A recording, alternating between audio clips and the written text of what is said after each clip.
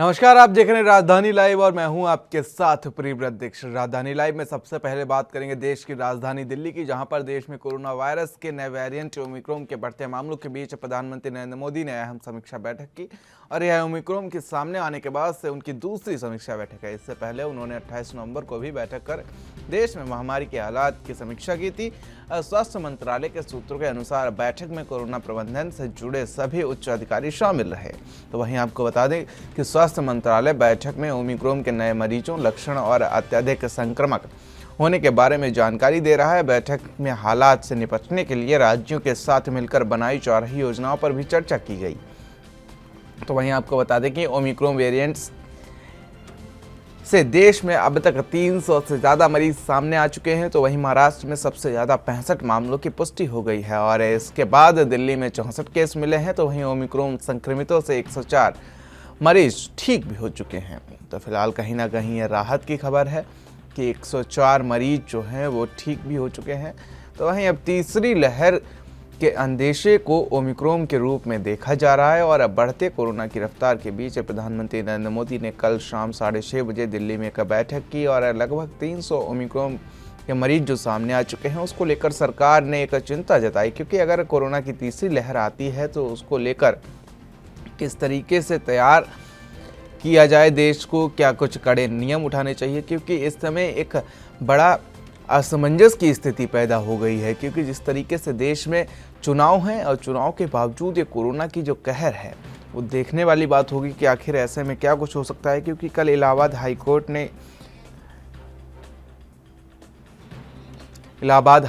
ने कल सरकार से अपील की थी, केंद्र सरकार से अपील की थी कि हो सके तो चुनाव टाल दीजिए, क्योंकि जिस तरीके से आंकड़े बढ़ रहे हैं ये सच में डराने वाले हैं। क्योंकि रैलियों में भीड़ उमड़ रही है और लोगों की भीड़ जुटाई जा रही है रैलियों में।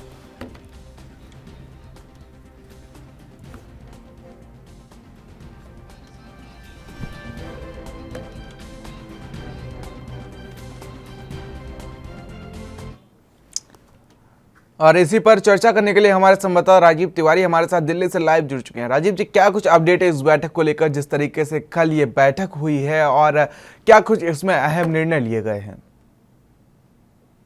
देखिए, बिल्कुल सही कहा आपने। यहाँ पर बात करें जिस तरीके से ओमिक्रॉन के तो लेकर कहीं लगातार कहीं ना कहीं स्थिति बिगड़ती हुई नजर आ रही थी, उसी को लेकर अब केंद्र सरकार की तरफ से कल शाम 6:30 बजे करीब प्रधानमंत्री मोदी जी ने राज्य सरकारों के साथ बैठक की, जिसके अंदर रणनीति बनाई गई कि आने वाले दिनों के अंदर कितनी सख्ती करनी चाहिए, किन किन राज्यों के अंदर ज्यादा सख्ती करनी चाहिए और किन किन राज्यों में कम सख्ती करनी चाहिए।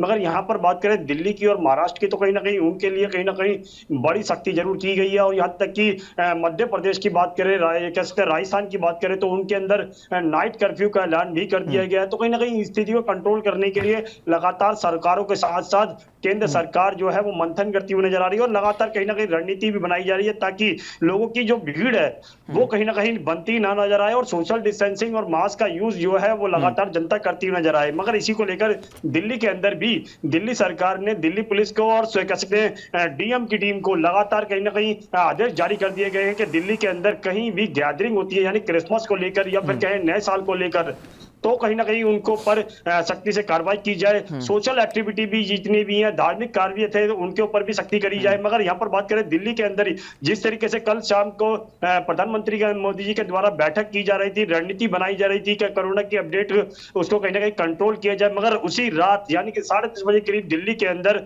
एक महरौली के अंदर एक क्लब के अंदर एक रेड पड़ती है, जिसके अंदर कहीं ना कहीं 50% से ज्यादा की क्षमता के अंदर लोग वहां पर शामिल थे और कहीं ना कहीं जश्न मनाया जा रहा था। तो कहीं ना कहीं डीएम की टीम ने वहां पर जाकर रेड भी की और उस क्लब को सील भी कर दिया गया। यानी कि सीधे सीधे कहीं ना कहीं प्रशासन जो है अब जागता हुआ नजर आ रहा है और लगातार जो प्रशासन की तरफ से डील देखने को मिल रही थी उसके अंदर अब सख्ती भी देखने को मिल रही है। जी नहीं, देखिए एक बात तो साफ है, आप क्रिसमस पर तो पाबंदी लगा देंगे, नए साल के सेलिब्रेशन पर तो पाबंदी लगा देंगे, लेकिन जो 5 राज्यों में चुनाव हैं उसमें आप भीड़ पर कैसे अंकुश लगाएंगे? क्योंकि आप खुद उसमें शामिल हो रहे हैं, आप खुद 1 लाख लोगों की जो लक्ष्य है भीड़ जुटाने का वो पूरा कर रहे हैं, 1 लाख से ऊपर भीड़ जा रही है। तो ऐसे में क्या कुछ अंदेशा लगाया जा सकता है? एक तरफ सरकार प्रतिबंधों की बात करती है तो वहीं दूसरी तरफ रैलियों में अंधाधुंधी बात होती है।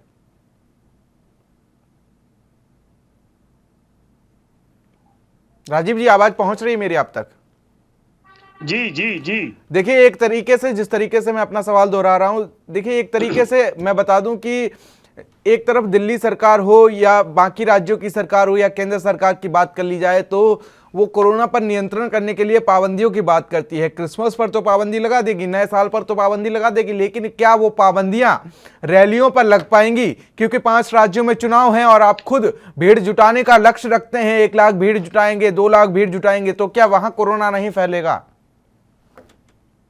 देखिए बिल्कुल सही कहा, यहाँ पर बिल्कुल सही कहा आपने, क्योंकि प्रधानमंत्री मोदी जी की बात करें या फिर कहें राजनेताओं की बात करें या फिर भाजपा की बात करें, कांग्रेस की बात करें, आम आदमी पार्टी की बात करें, सपा की बात करें या फिर किसी और राजनीतिक दल की बात करें, लगातार कहीं ना कहीं चुनावों के लिए कहीं ना कहीं रैलियों के अंदर भीड़ जुटाई जा रही है। टारगेट रखा जा रहा है कि हम इतने लोगों को कह सकते हैं अपनी तरफ आकर्षित करेंगे, रैलियों के अंदर इतने लोग शामिल होंगे। मगर कहीं ना कहीं यहाँ पर जिम्मेवारी हर नेता की बनती है, हर अधिकारी की बनती है। और यहाँ तक कि जो चुनावों के अंदर 5 राज्यों के चुनाव के अंदर लगातार जो भीड़ उमड़ रही है, उससे कहीं ना कहीं नेताओं के ऊपर ही सवाल खड़ा होता है, क्योंकि जिस तरीके से लगातार कहीं ना कहीं चुनाव के लिए प्रचार तो किया जा रहा है, लोगों की भीड़ भी जुटाई जा रही है, मगर कहीं ना कहीं उनके अंदर जो कोरोना की स्थिति है, यानी कि ओमिक्रॉन के जो वायरस की जो स्थिति बढ़ती हुई नजर आ रही है, उसके लिए भी कहीं ना कहीं उन राज्य सरकारों की बात करें, केंद्र सरकार की बात करें, प्रशासन की बात करें, उनके ऊपर भी सख्ती होनी चाहिए। मगर यहाँ पर सिर्फ नेताओं के ऊपर कोई सख्ती नहीं है, रैलियों के ऊपर कोई सख्ती नहीं है। क्रिसमस के ऊपर जरूर सख्ती करी गई है, नए साल के कार्यक्रम के ऊपर सख्ती करी गई है, धार्मिक कार्यक्रम के ऊपर सख्ती करी गई है, रेस्टोरेंट के और बार के अंदर सख्ती करी गई है, मगर यहाँ पर उन रैलियों के ऊपर सख्ती होनी चाहिए ताकि कोरोना की जो स्थिति है उसको कंट्रोल किया जा सके। मगर अभी तक जो कल जो बैठक देखने को मिली थी, उसके अंदर रैलियों का कोई भी जिक्र नहीं किया गया, चुनाव प्रचार के लिए कोई भी जिक्र नहीं किया। तो कहीं ना कहीं जो नेता है या फिर कहें जो राजनीतिक दल है, वो कहीं ना कहीं अपने आप को ही बचाव करते हुए नजर आ रहे हैं। जी देखिए, इलाहाबाद हाईकोर्ट ने तो यहां तक कि कह दिया कि उसे लगता है कि कहीं ना कहीं जो चुनाव है उसे टालने की जरूरत है, क्योंकि जिस तरीके से ओमिक्रॉन के मरीज सामने आ रहे हैं, कोरोना के मरीज सामने आ रहे हैं, तो ये एक चिंता का विषय जरूर बना हुआ है। हालांकि आगे नया साल है, त्योहारी सीजन है, होली का सीजन है, इसमें कोरोना के फैलने के चांसेस ज्यादा रहते हैं, लेकिन नए साल को लेकर क्या कुछ तैयारी कर ली गई है दिल्ली सरकार के द्वारा, बाकी केंद्र सरकार के द्वारा भी क्या कुछ पाबंदियां लागू की गई हैं? देखिए बिल्कुल सही कहा, यहाँ पर बात करें इलाहाबाद हाई कोर्ट की, तो लगातार उनकी तरफ से भी कहा गया कि चुनावों को टाल दिया जाए, मगर अभी भी केंद्र सरकार के द्वारा ऐसा कोई भी कदम नहीं उठाया गया जिससे चुनावों को टाला जाए, क्योंकि उनको भी मालूम है कि लगातार कहीं ना कहीं 5 राज्यों का चुनाव है और सत्ता हासिल करने के लिए यही समय उनके पास है। मगर यहाँ पर बात करें जिस तरीके से सरकार के द्वारा, प्रशासन के द्वारा कहीं ना कहीं सख्ती बरती जा रही है कोरोना को लेकर, कह सकते हैं ओमिक्रॉन को लेकर, मगर कहीं ना कहीं उन रैलियों की तरफ उस सरकार का ध्यान नहीं है, ना ही उन अधिकारियों का ध्यान है जिन्हों के कहीं ना कहीं अधिकारियों के ऊपर पालन कराने के लिए बैठाया गया है। मगर यानी कि सीधे सीधे कहें रेस्टोरेंट के अंदर आप सख्ती कर रहे हैं, क्रिसमस के ऊपर सख्ती कर रहे हैं, नए साल के ऊपर कार्यक्रम के ऊपर सख्ती कर रहे हैं, मगर रैलियों के अंदर जो भीड़ जुट रही है उनके ऊपर कौन सख्ती करेगा, कौन अधिकारी उनके ऊपर एक्शन करेगा, ये सबसे बड़ा सवाल होता है। मगर यहाँ पर जिस तरीके से जनता भी सोचने के लायक है, क्योंकि जनता जिस तरीके से रैलियों के अंदर भाग ले रही है और कहीं ना कहीं हर तरीके से रैलियों के अंदर भीड़ का हिस्सा बनती नजर आ रही है, तो कहीं ना कहीं उनको भी समझना होगा कि इन नेताओं का कुछ भी घटने वाला नहीं है, क्योंकि नेता जो है वो अपने आप को प्रचार के लिए कहीं ना कहीं रैलियों के अंदर भीड़ को इकट्ठा करते हैं, मगर यहाँ पर कहीं ना कहीं जो वायरस का खतरा है वो जनता को ही बनता हुआ नजर आ रहा है और जनता कहीं ना कहीं इन भीड़ से बचती हुई नजर आए। मगर जब कहीं ना कहीं अधिकारियों की जिम्मेवारी बनती है, जो इन रैलियों के अंदर भीड़ जुटाई जा रही है उनके ऊपर सख्ती कौन करेगा, ये सबसे बड़ा सवाल है। जी राजीव जी, देखिए, अगर हम मार्च 2020 की बात कर लें या मार्च 2021 की बात कर लें, तो यह मार्च जो महीना रहा है ना, वो कोरोना के लिए काफी लाभदायक साबित हुआ है कोरोना के लिए। क्योंकि मार्च की बात करें तो मार्च 2020 में भी कोरोना पीक पर था और मार्च 2021 की बात करें तो तब भी कोरोना पीक पर था। अब मार्च एक बार फिर से है और ठीक उसी समय चुनाव आयोग ये दावा करता है कि 5 राज्यों में चुनाव होने हैं। तो क्या नहीं लगता कि ये चुनाव टाल दिए जाएं? क्या चुनाव ज्यादा जरूरी है लोगों की जान से?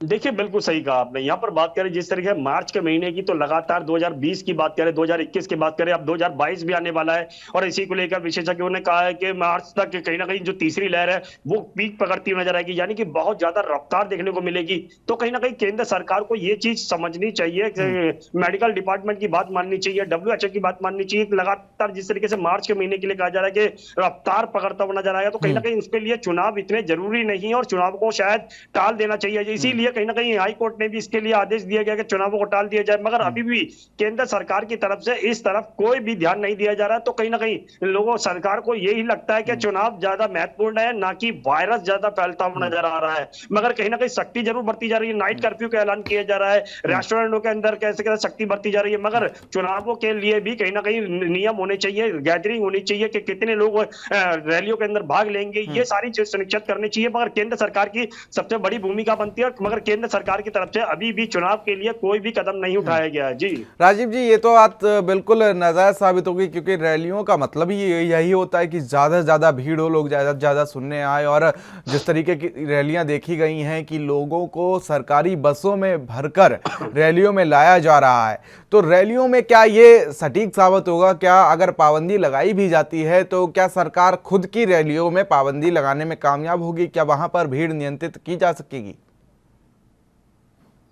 देखिए, बिल्कुल सही कहा आपने। यहाँ पर बात करें, अगर केंद्र सरकार रैलियों के ऊपर पाबंदी लगा देती है तो कहीं ना कहीं वायरस का खतरा तो जरूर कम हो सकता है, मगर चुनाव प्रचार का जो तरीका है या फिर कहें जो वोटिंग में मिलने की उम्मीद है वो कम होती हुई नजर आएगी। और इसीलिए शायद केंद्र सरकार की तरफ से कहें या फिर और राज्यों की सरकारों की तरफ से कहें, अभी तक कोई भी सख्ती नहीं की गई है। और कहीं ना कहीं इसके लिए जिम्मेवार भी वही नेता होंगे जो राज्य सरकारों के अंदर है या फिर केंद्र सरकार के अंदर है, मगर कहीं ना कहीं उनको अपनी जिम्मेवारी समझनी होगी। और ताकि वायरस और ओमिक्रॉन से बचने के लिए अगर आप दिशा निर्देश जारी कर रहे हैं, गाइडलाइन बना रहे हैं, तो कहीं ना कहीं चुनाव प्रचार के अंदर भी चुनाव गाइडलाइन बनानी चाहिए। और उन गाइडलाइन पालन करने के लिए अधिकारियों को भी सख्ती से काम करने के लिए आदेश देने चाहिए। मगर यहाँ पर कहीं ना कहीं चुनाव प्रचार के अंदर कोई भी अधिकारी जो है वो सख्ती से पालन करता हुआ नजर नहीं आ रहा है। बिल्कुल राजीव, शुक्रिया तमाम जानकारी के लिए और हमारे साथ जुड़ने के लिए। तो आपको बता दें कि एक बार फिर से कोरोना जो है वो रफ्तार पकड़ता नजर आ रहा है। और कल प्रधानमंत्री नरेंद्र मोदी ने इसको लेकर एक बैठक की और इस बैठक में नए साल को लेकर, क्रिसमस को लेकर कड़े निर्देश जारी कर दिए गए हैं। चलिए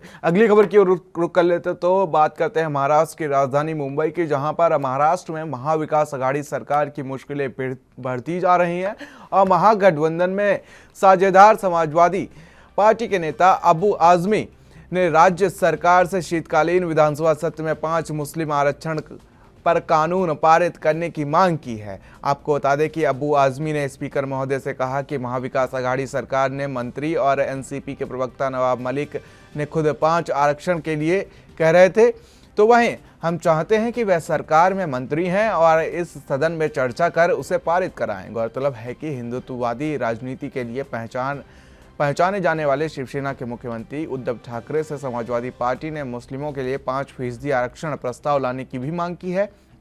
उनका कहना है कि अगर ऐसा ना हुआ तो हम सरकार के विरुद्ध उतरकर आंदोलन करेंगे।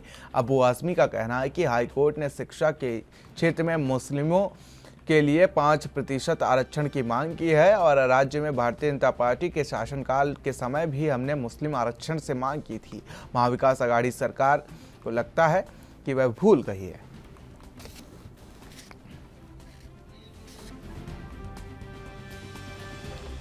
तो आपको बता दें कि महाराष्ट्र में एक बार फिर से सियासी समीकरण जो हैं वो बिगड़ सकते हैं और महागठबंधन में साझेदार समाजवादी पार्टी के नेता अबू आजमी ने राज्य सरकार से शीतकालीन विधानसभा सत्र में 5% मुस्लिम आरक्षण पर कानून पारित करने की मांग की है। तो वहीं आपको बता दें कि अबू आजमी ने स्पीकर महोदय से कहा कि महाविकास अघाड़ी सरकार में मंत्री और एनसीपी के प्रवक्ता नवाब मलिक ने खुद 5% आरक्षण के लिए कहा था और हम चाहते हैं कि वह सरकार में मंत्री हों और इस सदन में चर्चा कर उसे पारित कराएं।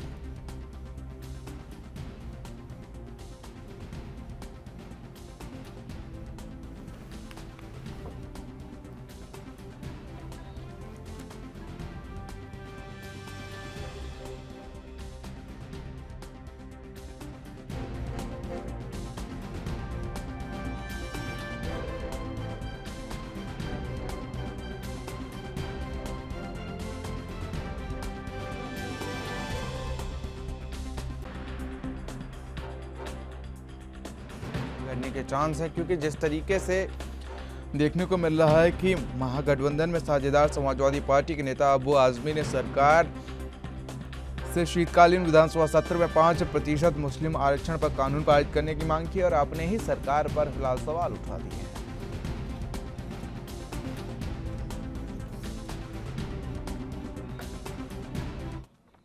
और इसी पर अधिक बातचीत करने के लिए हमारे संवाददाता मुरारी सिंह मुंबई से हमारे साथ लाइव जुड़ चुके हैं।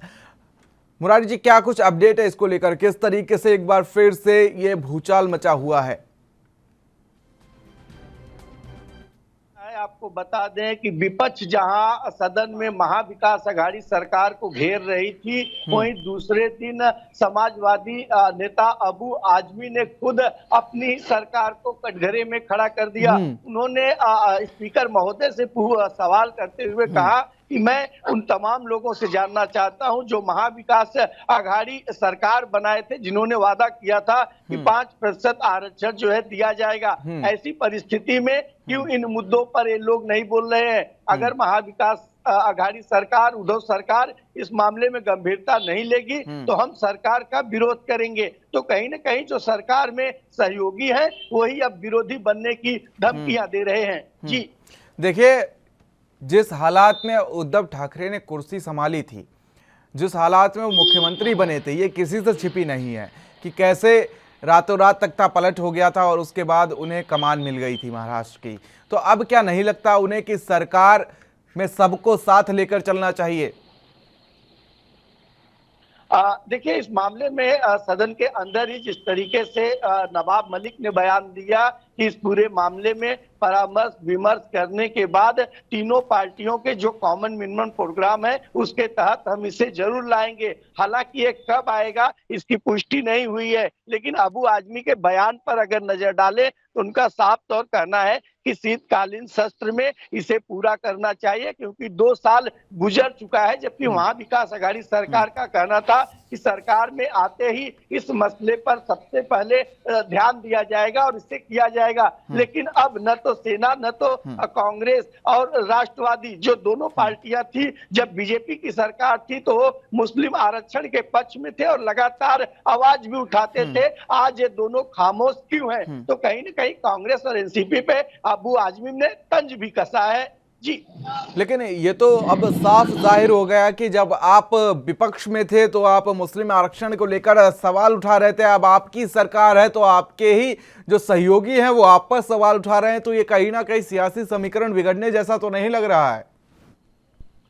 देखिए, ये तो कह पाना काफी मुश्किल होगा, लेकिन अगर शिवसेना की बात करें तो समय समय पर हिंदू हृदय सम्राट स्वर्गीय बाला साहब के हिंदुत्ववादी को लेकर चलने वाली शिवसेना अपने आप को बताती है। अब ऐसे में मुस्लिम आरक्षण के लिए ठाकरे सरकार की क्या आगे की मंशा होगी ये भी कह पाना जल्दबाजी है। लेकिन इतना जरूर है कि उद्धव ठाकरे अपनी कुर्सी के लिए पिछले 2 सालों में जिन परिस्थितियों से जूझ रहे हैं, आगे भी अगर परिस्थिति पैदा हुई तो उनके बयान से लगते हैं कि वो तमाम समस्याओं को सुलझाने के लिए सक्षम है। जी, देखिए, जिस तरीके से महाविकास आघाड़ी सरकार की एक छवि बनी हुई है, हिंदुत्ववादी छवि, तो अगर उन्होंने मुस्लिमों को 5% आरक्षण दे दिया तो कहीं इससे उनकी छवि तो खराब नहीं हो जाएगी और जो उनका हिंदू वोट बैंक है वो उनके साथ खड़ा नहीं नजर आएगा? इसको लेकर तो कहीं सरकार डरती हुई नजर नहीं आ रही है?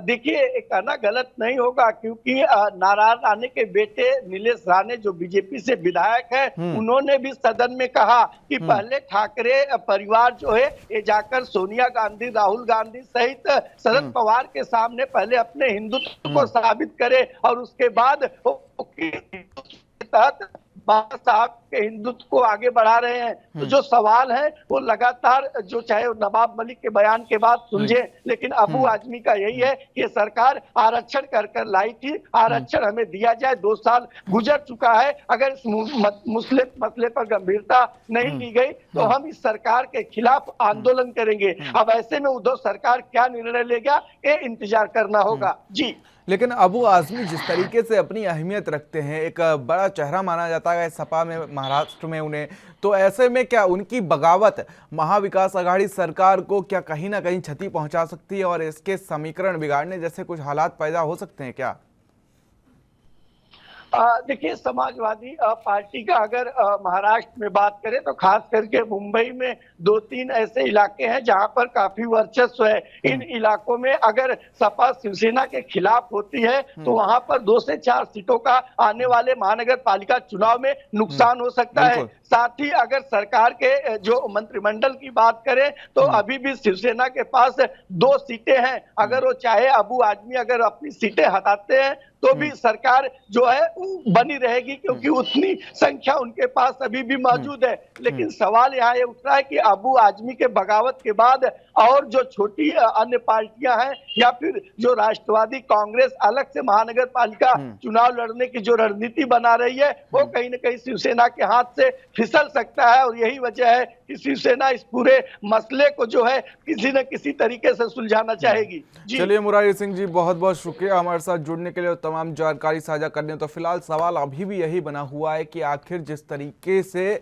उद्धव ठाकरे ने मुख्यमंत्री की कुर्सी संभाली थी और उसके बाद सहयोगी दलों ने उनका साथ दिया, तो आखिर अब वो क्यों नहीं साथ दे रहे हैं? या हिंदुत्व की जो नज़र बनी हुई है, जो एक इमेज बनी हुई है महाविकास अघाड़ी सरकार की, क्या वो उसमें बीच में कहीं ना कहीं आ रही है मुस्लिमों को आरक्षण देने में? चलिए बात करते हैं अगली खबर की। पंजाब की राजधानी चंडीगढ़ से खबर है, जहां पर पंजाब के मुख्यमंत्री चरणजीत सिंह चन्नी का एक बड़ा बयान सामने आया है। उन्होंने कहा कि टोटल 12 बिल पास हुए हैं जो गवर्नर के पास पड़े थे पर पास नहीं हुए थे।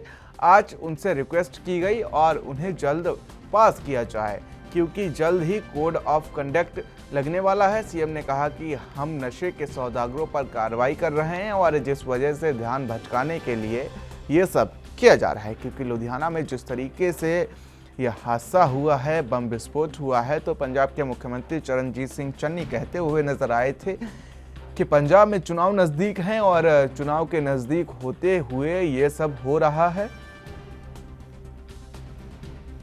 कुछ शरारती तत्व हैं जो पंजाब का माहौल खराब करने की लगातार कोशिश करते नजर आ रहे हैं। ਅੱਜ ਗਵਰਨਰ ਸਾਹਿਬ ਨੂੰ ਮਿਲੇ ਆ, ਮੇਰੇ ਨਾਲ ਚੀਫ ਸੈਕਟਰੀ ਵੀ ਆਏ ਸੀ। ਜਿਹੜੇ ਵਿਧਾਨ ਸਭਾ 'ਚ ਅਸੀਂ ਬਿੱਲ ਪਾਸ ਕੀਤੇ ਸੀ ਉਹਨਾਂ 'ਚੋਂ 12 ਬਿੱਲ ਗਵਰਨਰ ਸਾਹਿਬ ਵੱਲੋਂ ਸਾਨੂੰ ਪਾਸ ਕਰਕੇ ਵਾਪਸ ਨਹੀਂ ਭੇਜੇ ਗਏ, ਜਿਹਦੇ ਕਰਕੇ ਸਾਡੇ ਕੰਮ ਰੁਕੇ ਹੋਏ ਹੈ। ਜਿਹਦੇ ਵਿੱਚ ਜਿਹੜੇ ਗਵਰਨਮੈਂਟ ਇੰਪਲਾਈ ਕੰਟਰੈਕਟ ਬੇਸ ਤੇ ਆ ਉਹਨਾਂ ਨੂੰ ਪੱਕੇ ਕਰਨ ਦਾ ਵੀ ਬਿੱਲ ਹੈ, ਉਹ ਅਜੇ ਤੱਕ ਗਵਰਨਰ ਸਾਹਿਬ ਵੱਲੋਂ ਵਾਪਸ ਨਹੀਂ ਭੇਜਿਆ ਗਿਆ। ਤੇ ਇਸੇ ਤਰ੍ਹਾਂ 12 ਬਿੱਲ ਹੈ ਜਿਹੜੇ ਕਿ ਕਾਨੂੰਨ ਬਣਾਏ ਆ, ਅਸੀਂ ਉਹਨਾਂ ਨੂੰ ਕਾਨੂੰਨ ਬਣਾ ਕੇ ਇਹਨਾਂ ਨੇ ਵਾਪਸ ਭੇਜਣਾ ਹੁੰਦਾ ਹੈ, ਸਾਨੂੰ ਅਜੇ ਭੇਜੇ ਨਹੀਂ। ਇਸ ਕਰਕੇ ਅਸੀਂ ਗਵਰਨਰ ਸਾਹਿਬ ਨੂੰ ਅੱਜ ਮਿਲਣ ਆਏ ਆ ਤੇ ਉਹਨਾਂ ਨੂੰ ਬੇਨਤੀ ਕੀਤੀ ਹੈ ਕਿ ਇਹ ਜਿਹੜੇ ਬਿੱਲ ਹੈ ਸਾਨੂੰ ਛੇਤੀ ਭੇਜੇ ਜਾਣ। ਉਹਨਾਂ ਨੇ ਕਿਹਾ ਮੈਂ ਸੋਮਵਾਰ ਤੋਂ ਇਹਨਾਂ ਨੂੰ ਦੇਖ ਕੇ ਭੇਜਾਂਗਾ, ਕਦੋਂ ਭੇਜਣਗੇ ਸਾਨੂੰ ਅਜੇ ਪਤਾ ਨਹੀਂ, ਲੇਕਿਨ ਅਸੀਂ ਆਪਣੇ ਵੱਲੋਂ ਬੇਨਤੀ ਕੀਤੀ ਕਿ ਇਲੈਕਸ਼ਨ ਕੋਡ ਲੱਗਣ वाला है, ਅਸੀਂ ਇਹਨਾਂ ਨੂੰ ਛੇਤੀ ਕਰਨਾ ਚਾਹੁੰਦੇ, ਸਾਨੂੰ ਛੇਤੀ ਦਿੱਤੇ। तो पंजाब में एक बार फिर से सियासत गर्मा गई है, क्योंकि जिस तरीके से लुधियाना में बम विस्फोट हुआ और उसके बाद मुख्यमंत्री चरणजीत सिंह चन्नी लगातार एक्शन मोड में नजर आ रहे हैं। हमारे साथ बातचीत करने के लिए इसी पर अमित कुमार संवाददाता हमारे चंडीगढ़ से जुड़े हैं। अमित जी, जिस तरीके से विस्फोट हुआ उसके बाद से लगातार मुख्यमंत्री चरणजीत सिंह चन्नी एक्शन मोड में नजर आ रहे हैं, क्या कुछ अपडेट है इसको लेकर? आज वो प्रेस कॉन्फ्रेंस भी करने वाले हैं। जी जरूर, अगर हम कहें कि मुख्यमंत्री चरणजीत चन्नी शुरू से ही एक्टिव मोड में आ गए। जैसे ये खबर मिली थी कि लुधियाना में विस्फोट हुआ है तो उस समय उनकी पंजाब के किसान जत्थेबंदियों से मीटिंग चल रही थी, जिसे वो कट शॉर्ट करके तुरंत लुधियाना के लिए रवाना हुए। वहां पे जाके उन्होंने खुद अपने लेवल पे जायजा लिया कि क्या इंसिडेंट हुआ, क्या क्या अगर हम कहें कि जो फर्स्ट इन्फॉर्मेशन रिपोर्ट है उन्होंने ऑन स्पॉट जाके ली है, हर एक चीज का उन्होंने खुद निरीक्षण किया, बातचीत की कि आखिर किस सिनेरियो में क्या ये एक एक्सीडेंट था, क्या विस्फोट था, क्या ये एक टेररिस्ट अटैक था, इन सभी चीजों के ऊपर उन्होंने बातचीत की जो हम कहेंगे सिक्योरिटी एजेंसी से। वहीं जब वो यहाँ चंडीगढ़ में थे निकलने पहले उनसे जब बात की गई तो उन्होंने बोला कि पंजाब में जब भी इलेक्शन नजदीक आते हैं तब पंजाब का माहौल खराब करने की कोशिश की जाती है। चाहे बेअदबी का मामला हम देख लेंगे, जो हरमंदर साहब में बेअदबी की गई उसका एग्जाम्पल उन्होंने दिया, चाहे पंजाब में ड्रग्स को लेकर उन्होंने बात की गई जिसमें एग्जाम्पल दे थे कि शायद ध्यान भटकाने के लिए भी ये कदम उठाया जा सकता है, ये बात उनकी तरफ से कही गई है। तो वहीं अब लुधियाना में हुए इंसिडेंट के ऊपर उन्होंने सीधा बोला कि किसी को भी बख्शा नहीं जाएगा, गुनहगार को ढूंढा जाएगा और उसके ऊपर उसको सख्त से सख्त सजा दिलवाई जाएगी। तो उसी के बाद शाम की कैबिनेट मीटिंग थी, कैबिनेट मीटिंग के बाद वो खुद गवर्नर क्या हम कहें पंजाब के राज्यपाल बनवारी लाल पुरोहित के घर पे गए थे, क्योंकि पंजाब के कई बिल्स हैं जो खुद उन्होंने जानकारी दी कि 12 बिल्स हैं जो खुद अगर हम पंजाब कैबिनेट ने तो पास कर दिए थे, पर अगर हम कहें पंजाब राज्यपाल के पेंडिंग है, तो जब तक वो अप्रूव नहीं करते तब तक वो बिल इंप्लीमेंट नहीं हो सकते। और जिसमें से एक मेजर बिल अगर हम कहते हैं कच्चे मुलाजिमों को पक्का करना है, और ये एक बहुत बड़ा वादा पंजाब सरकार कर चुकी है, वो अपने लेवल पर उसे पास कर चुकी है। पर अगर जब हम कहें कि कोड ऑफ कंडक्ट लग जाता है और उससे पहले हम कहें कि राज्यपाल उन्हें साइन करके अप्रूव नहीं करते, तब उनको इंप्लीमेंट नहीं किया जा सकता। तो एक पंजाब सरकार का बहुत बड़ा वादा पेंडिंग रह जाएगा, जिसके चलते खुद पंजाब सरकार के मुख्यमंत्री चरणजीत चन्नी आज अगर हम कहें कल देर रात राज्यपाल के घर गए थे, ताकि उनको आग्रह कर सके जल्द से जल्द उन्हें पास किया जाए, क्योंकि अगर कोड ऑफ कंडक्ट से पहले वो पास हो जाता है तब उनको इम्प्लीमेंट किया जा सकता है, पर अगर कोड ऑफ कंडक्ट के बाद वो पास होते हैं फिर वो अगली सरकार के ऊपर चला जाता है कि उन्होंने उसे इम्प्लीमेंट करना है या नहीं, उसके ऊपर और चर्चा करनी है या नहीं। तो इस चीज को लेकर वो जोर देते हुए नजर आए। उन्होंने सीधे तौर बोल दिया कि 12 ऐसे बिल हैं जो खुद राज्यपाल के पास पेंडिंग है, जो पंजाब की कैबिनेट ने अप्रूव कर दिए हैं, पर वो राज्यपाल के पास पेंडिंग है, तो चाहते हैं कि उसे जल्द से जल्द क्लियर कर दिया जाए। तो ये हम कहते हैं 10 बजे आज फिर एक प्रेस कॉन्फ्रेंस रखी गई है। कल रात को एक छोटी सी अगर हम कहें कि एक इन्फॉर्मेटिव उन्होंने जानकारी दी थी, और अब सुबह फिर 10 बजे एक प्रेस कॉन्फ्रेंस रखी है। अब हम ये कह सकते हैं कि सुबह 10 बजे की प्रेस कॉन्फ्रेंस लुधियाना के इंसिडेंट से रिलेटेड हो सकती है, क्योंकि हमें जानकारी मिली कल देर रात तक मुख्यमंत्री चरणजीत चन्नी के घर पे सभी कैबिनेट मंत्रियों के साथ एक अगर हम कहें कि मीटिंग बुलाई गई थी, जिसमें कल के जो लुधियाना ब्लास्ट हो उसके इंसिडेंट्स को लेकर चर्चा की गई है। देर रात तक ये मीटिंग चली थी, जिसमें हर एक पहलू के ऊपर डिस्कशन की गई थी।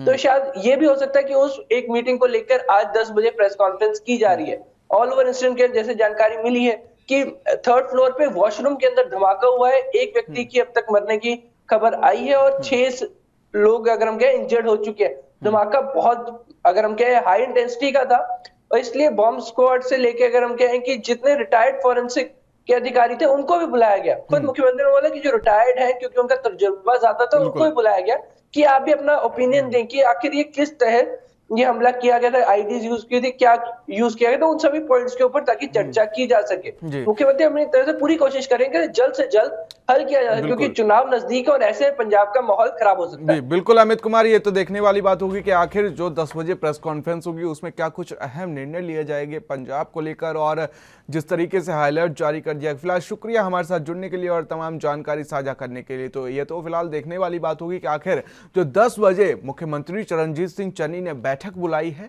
और प्रेस कॉन्फ्रेंस वो करेंगे, तो इसमें क्या कुछ अहम निर्णय लिए जाएंगे, क्योंकि जिस तरीके से माहौल खराब करने का वो दावा कर रहे हैं कि शरारती तत्व माहौल खराब कर रहे हैं, तो फिलहाल ये देखने वाली बात होगी। राजधानी लाइव में मेरे साथ इतना ही। देश और दुनिया की अहम खबरों के लिए बने रहिए एनबी न्यूज़ के साथ। नमस्कार।